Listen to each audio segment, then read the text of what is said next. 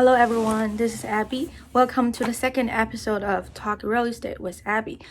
In this video, I'm going to share my insight and some information back in May 2020, and hopefully you guys will find it helpful. So let's get started.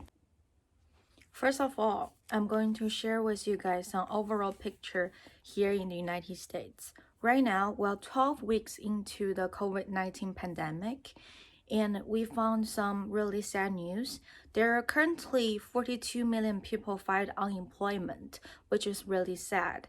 And we've already seen the US economy shrink by 5% by the end of first quarter, and we think it might be even worse in the second quarter.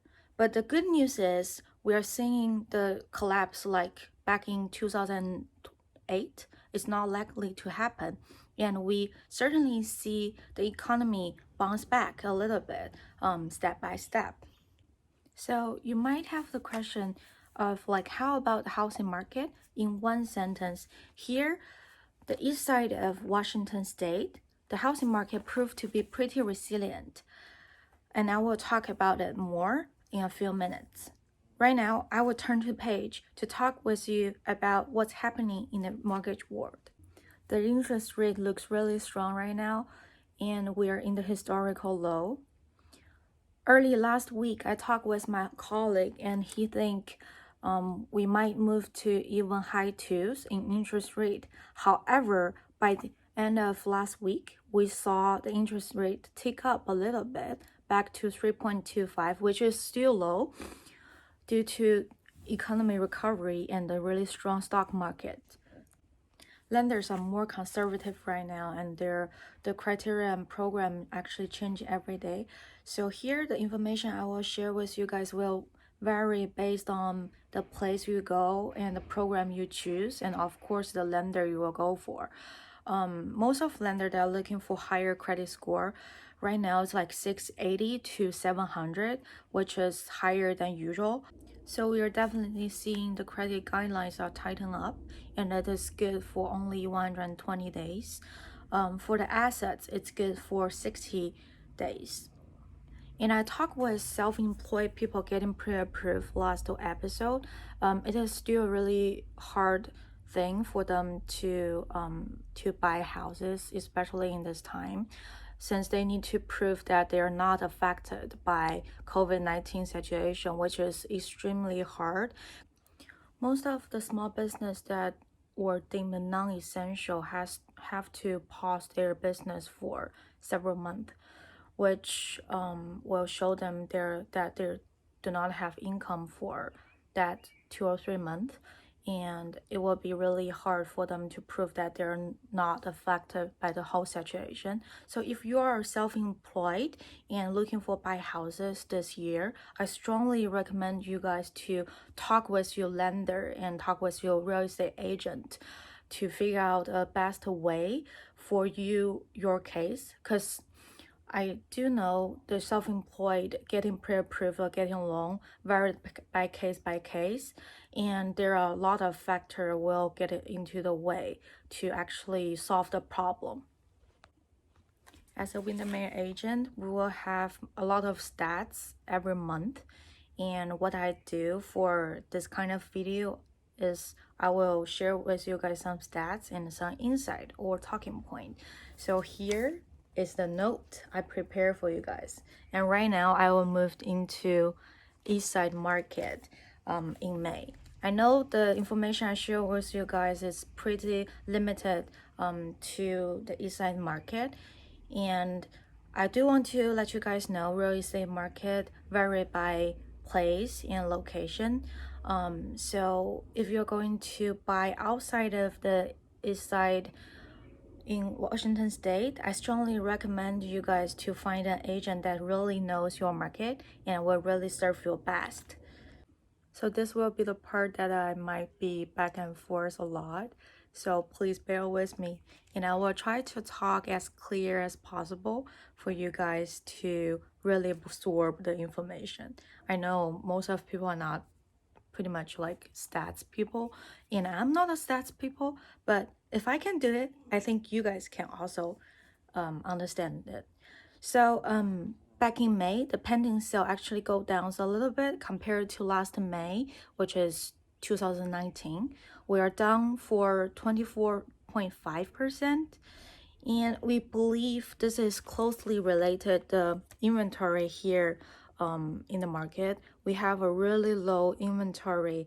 Compared to last year, we only have like half of the inventory on the market. So if we have more inventory and we need more inventory, we believe the pending sale will come up again. Now we all know the pending transaction compared to last year trend down a little bit. So how about the price? Closed sale price median actually going up, which is good.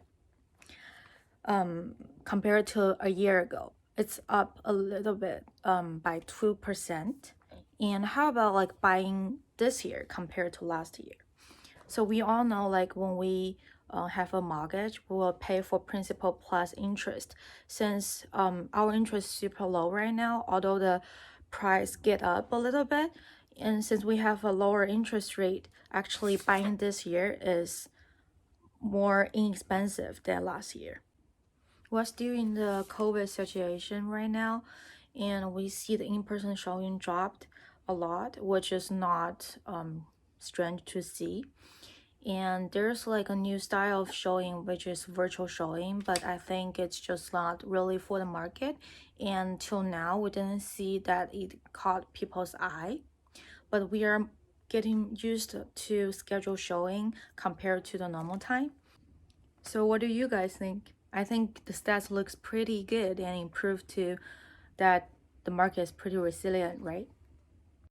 So what will happen in the rest of the year? For this topic, I heard a lot of different voices, but for me personally, I think the housing market, especially the place I work in, is pretty resilient and strong. So I'm more on the positive side of this topic. But I will share with you guys some information for each side. Then you guys can think about it. Which side are you guys on? So some housing market watchers think nationally the house price will fall as the forbearance program runs out and more homeowners are forced to sell their property. When there are a lot of property on the market, the inventory is so high and it will drive the price lower. And also some numbers I gathered for you guys. Based on CoreLogic, they think the house price will decline by 1.3% to early of next year.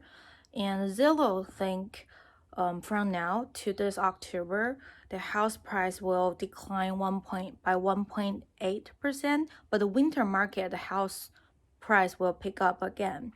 But I'm more on the side of my Windermere economics method governor, and here's what he said. He think the contraction will be really short, although we do see contraction during this whole situation, but he think the canceled spring market will be back more as an emerged summer market. So who knows? What do you guys think? I'm really looking forward to talk with you guys in next episode, and please just comment down below and let me know what question you guys have and what do you think. So here are all the information I prepared for you guys for this episode. Please feel free to contact me and chat with me if you guys have any kind of question, and I want to be always here with you guys and all in for you guys. So, bye bye. See you guys in next episode.